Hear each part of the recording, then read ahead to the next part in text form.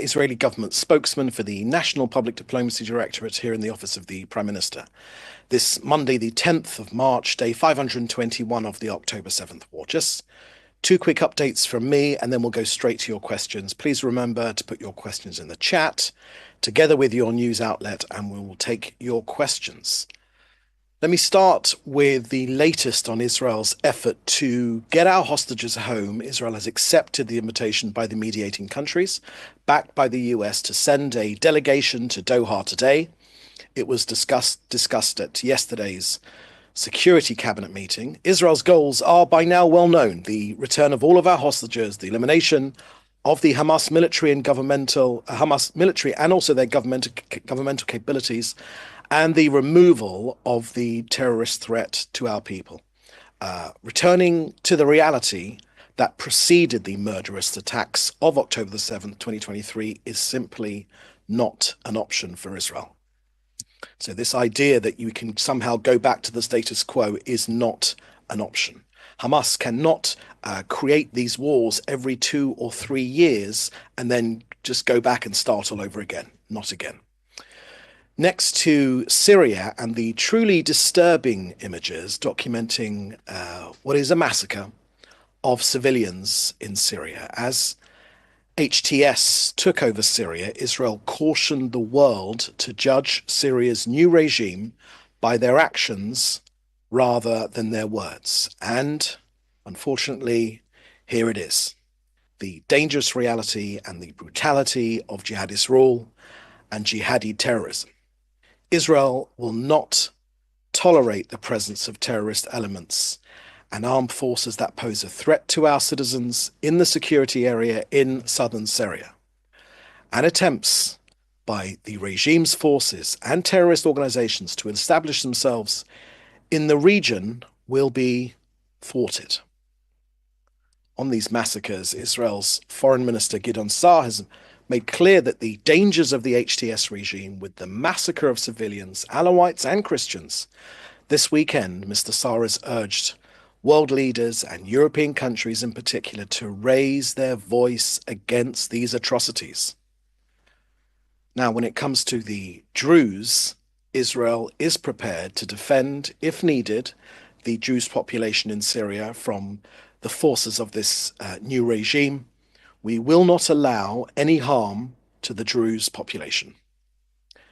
Okay, that's the last at the end of our briefing. Please put your questions in the chat together with your news outlet, and we will take some, and all of your questions indeed. Okay, first question here I can see is from George Dastis from EFE, the Spanish news agency.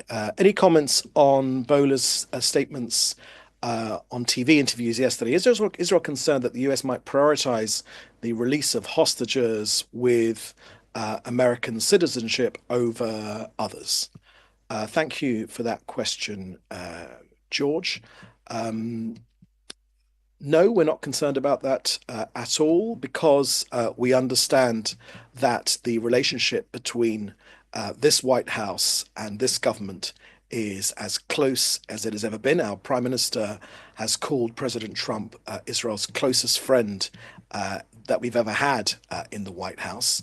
And we are standing shoulder to shoulder to fight this enemy.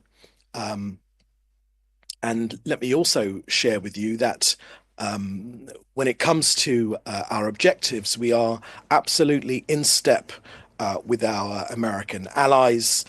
President Trump has been crystal clear, and we believe that together with Israel, with Jerusalem and Washington, D.C., standing side by side with no daylight between our two countries, that we will be successful in getting our hostages out, removing the terrorist threat from the region, from Gaza in particular, and ensuring that Hamas, whether they're governing or their military capability, will no longer be in charge in Gaza. Another question here from Enes Canley from the Anadolu agency. With the fall of the Bashar Assad regime in Syria, Iranian dominance in Syria, which Israel perceived as as a national security threat, has decreased dramatically. We see Iranian officials making statements opposing the new administration in Syria. Similarly, we hear Israeli officials rejecting the interim administration in Syria. What is your take on Israel and Iran sharing similar views, finding themselves on the same page about a regional affair, especially as contested in Syria? Thank you for that question, Ennis from the Andalou Agency. I don't think there's a question of Iran and Syria being on the same page. Look, Israel as a country has nothing whatsoever against the people of Iran. In fact, we both share two very ancient uh, cultures and history, and there's no reason for our two countries to be enemies. It is the regime in Iran which has caused all the problems here. They subjugate their own people, and never mind Israel. And they've been nothing but a source of terror. They've sought to strangle Israel with a circling of terrorist organization, their proxies, to try and strangle this country. We've pushed them back.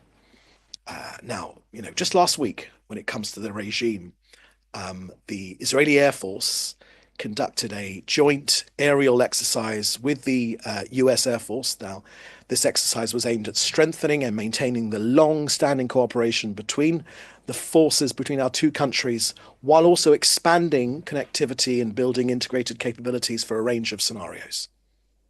Now, as part of this exercise, Israeli F-35Is and F-15Is aircraft flew alongside a US B-52 strategic bomber. During the flight, the forces practiced operational coordination between the two militaries to enhance their ability to address various regional threats.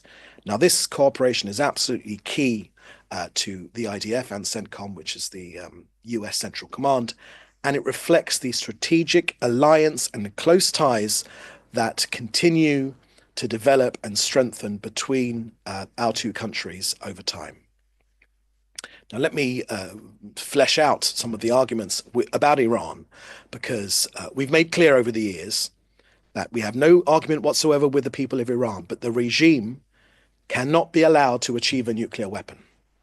President Trump agrees with this. Israel supports President Trump's maximum pressure campaign. It was working before it was interrupted. That means crippling economic sanctions, a credible military threat to counter Iran's nuclear ambitions. And now this strategy has deterred Iran until that pressure was removed. So from Israel's perspective, we welcome the restoration of the maximum pressure campaign. And it's clear from the recent visit of our Prime Minister to Washington, D.C. Indeed, President Trump welcomed our Prime Minister as the first foreign leader to Washington, D.C. on his second term, because they see eye to eye when it comes to the Iranian nuclear threat. So these maximum pressure policies should be restored. They are being restored, and it's Israel's long-standing position that Iran must never be allowed to develop nuclear weapons, and Israel will do whatever it takes to prevent that.